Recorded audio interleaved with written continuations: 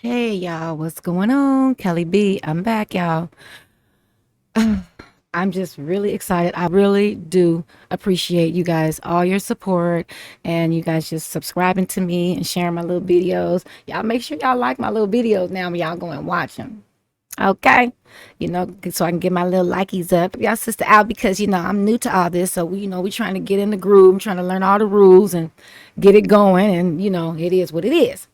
So I just want you guys to know that I love y'all. I appreciate you guys. I really, really do. I mean, I have love for you. I don't know you to love you, but I have love for you because I appreciate your support.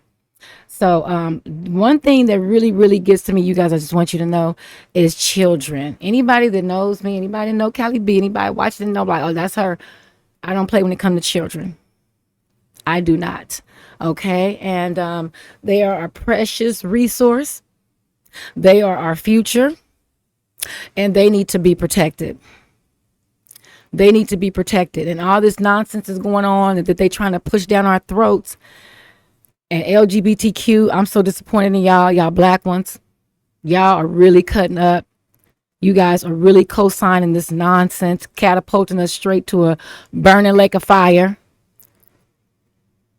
Come on, LGBTQ cult. We know y'all whole cult.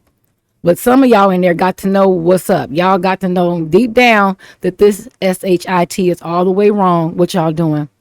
And y'all don't need to be pushing this on no children. You know it.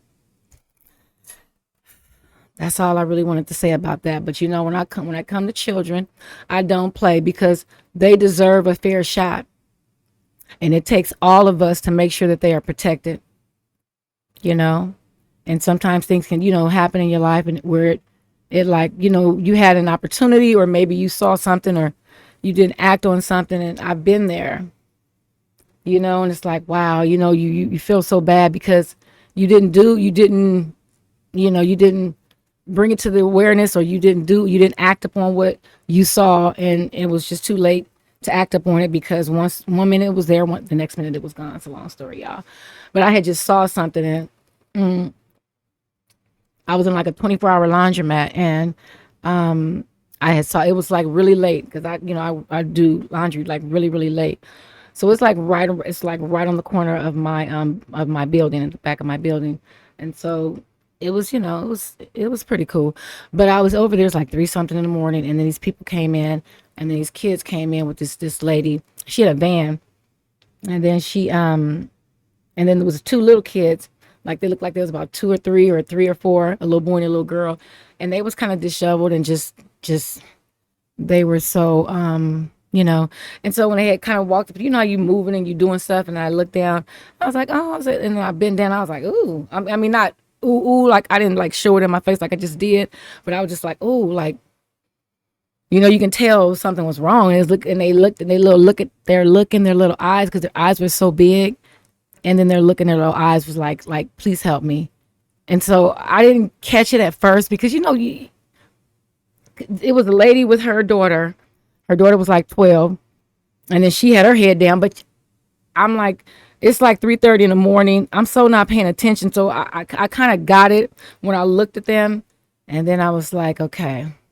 And so when I looked at the little kids and I started just talking to them, oh, you helping, you guys are good helpers and stuff like that.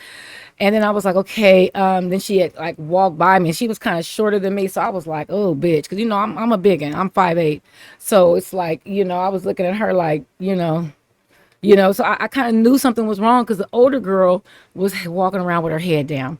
But these two, and then I guess she like kind of scurried them along. They had on overgrown clothes that, they, hair wasn't combed. It just looked like, oh my God, I know something was going on. Like they were being mistreated or abused. And then so I said, okay, I'm going to get their license plate. I'm going to get her license plate. And then, so I walked outside. I didn't want to be obvious. So I walked outside, and so she didn't have a plate. She had her car backed in, and she had like a paper plate on the back or something, like, I mean, on the front. You don't have to, you have some type of paper. It's not with the license plate, but you have to have it on the back. And so I said, well, she pulled off, I'm gonna take a picture of it.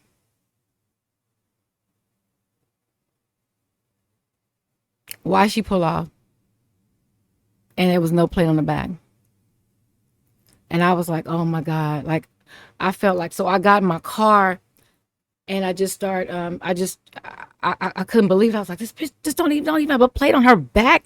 You funky. I knew it was a white van, and she had a lot of clothes. And I knew those two little, there was a boy and a little girl. They just had the look. They had the look of, please help me. And I said, I could, that little look. And this was years ago, years ago, maybe like '09. Yeah, '09. It had to be between '09 and 2011. Yeah, 2009, 2010. Yeah, because I was living in Inglewood. Yeah. Mm-hmm. Sure did. Okay, so yeah. But yeah, so she took off and I'm like, oh my God. So I knew that she was going down Prairie. We was on Arborvita. And I went and I don't know what did I do. I went and jumped in my car. And so I thought I was trying to follow the way that I thought she would go. I couldn't believe it. I was like, this bitch didn't even have a license plate on her back license plate. How's she running around at 3 o'clock in the morning without no back license plate? Funky ass bitch. Oh, excuse me. I didn't mean to say that. I didn't mean to say that, y'all. I'm just like, oh, it just made me so mad. But anyway, from that point on, I said that, I would never, I felt that I dropped the ball. I had caught myself. I just knew they were getting mistreated. So when I went and looked, went and looked in my car. I was going up and down the streets, up and down Prairie, all because I said she can't be that far if she's coming here. So I the apartment buildings looking if I can see this white truck. And I was like, damn, I should. I just felt so bad because I knew she didn't have a plate on the front, but then this bitch didn't have one on the back either. I'm like, how are you riding around at this late hour, 3:30 something in the morning, between 3 and 4, without no plates on? You just took you a quick chance. So I was like, I just went everywhere. That's before all that stuff was at the farm. All that stuff wasn't there. That stuff just got there. So in the last, maybe 10 years, like in the last 5 years, really. But yeah, oh my God. And ever since then, you guys, I was like, I felt so bad. I didn't call my sister. I was just, when later on during the day, I felt so bad. I was like, I should have did more. I should have, I could not believe I couldn't find them. I was like, how did I not find them? I went on both sides of Prairie.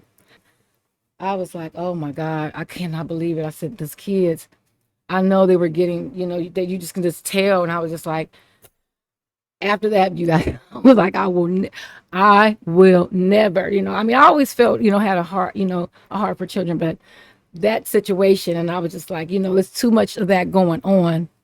That's why I was so passionate when I was talking to that Lori Wilson lady, because I was like, it's too much going on. Y'all need to leave the kids alone. You got one shot, 0 to 40.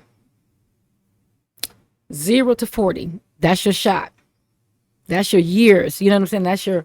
That's your years that you can do and anything that you want in life. I mean, even like between like 41, to 100, or 40 to, 90 or something, or 40 to 80, no, 40 to 70.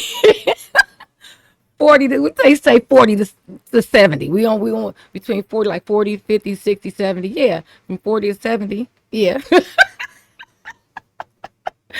Oh, 40 to 70. That's about it. Okay. After 70, you just on a wing and a month on prayer. I'm sorry.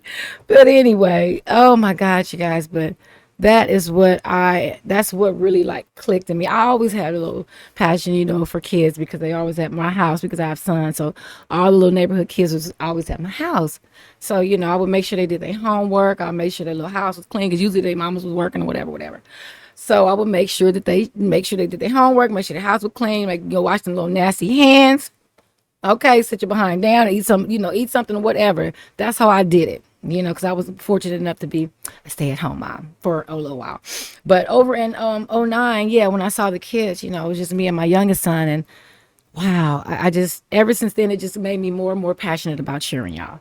So I'm very passionate about cheering. Anybody come off to try to say anything that's going to affect their little peaceful childhood, God only knows what the hell they going through just regular with regular parents, I mean, come on. So it's like, don't go there. But anyway, this is Cali B. I'm so glad to be back. And then I'm going to be talking on, because my brothers is handling it. My brothers is handling the business. Oh yeah. All of them handling the business in the black grassroots. They not playing. So I love the fact that they checking. And even people outside the black grassroots, there's a part of the black community and we getting on code with one another. They'll come out and check people that are out of line and that are out of bounds.